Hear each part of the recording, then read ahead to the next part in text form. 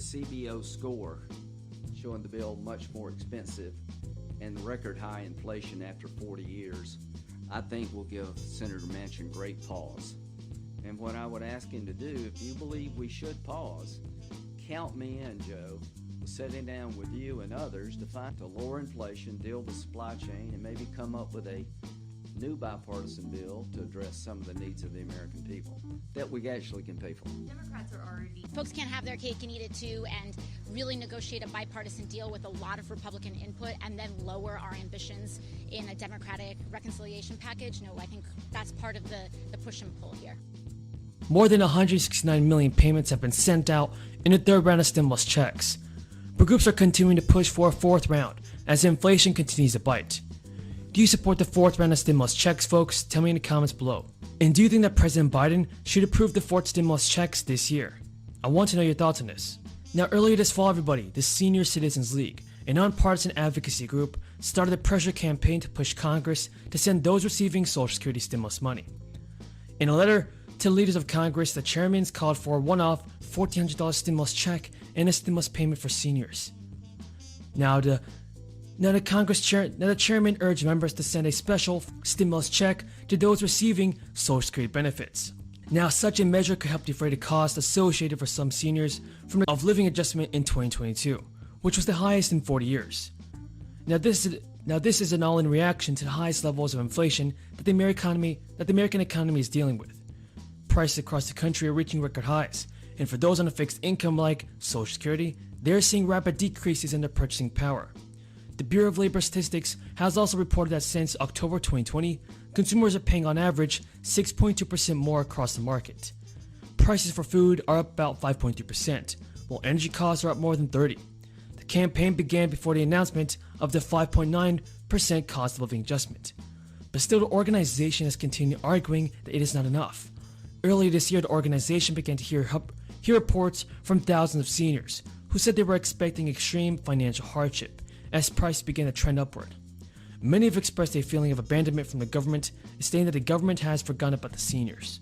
Tell me if you agree. Now, research have also found that the costs for seniors have outpaced COLA increase. While over the last 21 years, COLAs have raised Social Security benefits by 55%. The cost for housing and healthcare increased by 118% to 145%. Last month, the House of Representatives passed the Build Back Better Act. The Build Back Better Act, and the bill does not include some benefits for seniors. This includes the expansion of Medicare to include hearing services and provisions that will grant the government power to negotiate a limited amount prescription prices with pharmaceutical companies each year. And the bill will head to the Senate, where its fate is extremely unclear. Under pressure from more conservative Democrats, those leading the bill have been forced to consider taking some aspects out of the legislation. Now, everybody, the petition to raise the fourth stimulus checks has reached over 1 million signatures. And so far, the Center on Medicare and Medicaid announced a 14.5% increase in the price of Medicare Part B. Now, the CPI, which measures the cost of a wide range of goods and services, rose 0.8%, and food prices have jumped 6.1% over the year. So we're definitely seeing that more stimulus payments are definitely necessary and have to be sent out. If you guys agree, tell me in the comments. Thank you again for watching.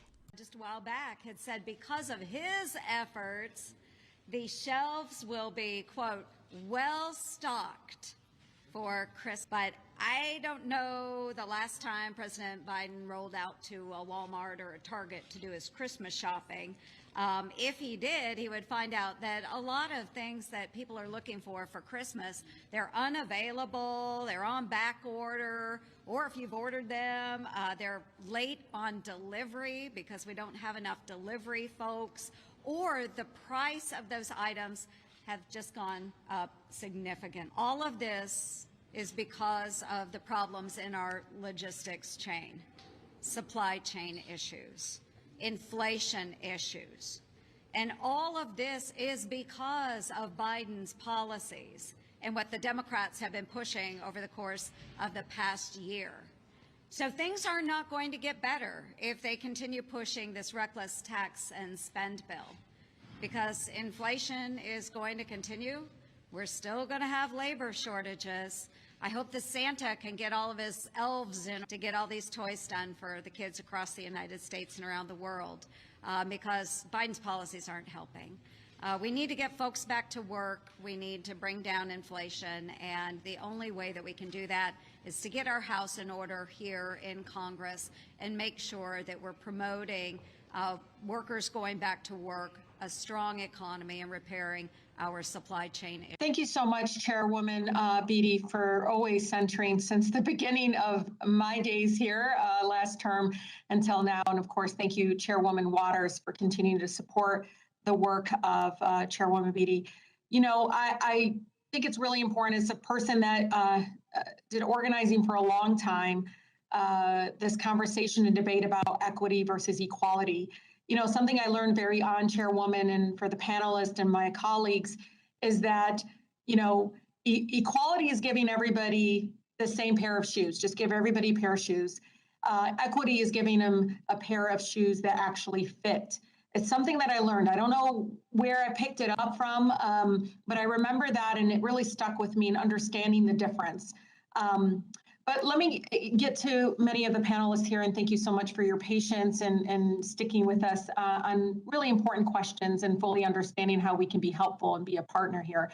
With 47 trillion in assets under management, you know, the decisions that these, you know, firms make with regards to diversity and inclusion have implications for the entire financial services industry and our economy. And I think that's why we're having this. And as the committee's report found, we have a lot of work to do. The industry does. And I'd like to, you know, ask all of you about the SEC's, you know, recommendations for diversifying the industry. You know, in July, the SEC's Asset Management Advisory Committee, Subcommittee on Diversity Inclusion found, quote, widespread gender and racial bias in the decisions by those in positions making asset and asset manager allocation decisions regarding who manages money for governments, universities, charities, foundations, and the institutional market in general. The committee made a number of recommendations. They went on in stating that investors, the industry, the public markets would benefit by SEC guidance that clarifies that a wide variety of factors may be considered by fiduciaries in their selection of asset management firms, and that fulfillment of one's fiduciary duty in this context does not require automatic exclusion of asset managers who are newer to the industry or who do not already have certain level of AUM. So, Mr. Pan, Ms. Tarapola, apologize, and Mr. Clements, if a firm acquires the services of outside asset management firms, how are they assessed? Is the assessment based exclusively on things like assets under management?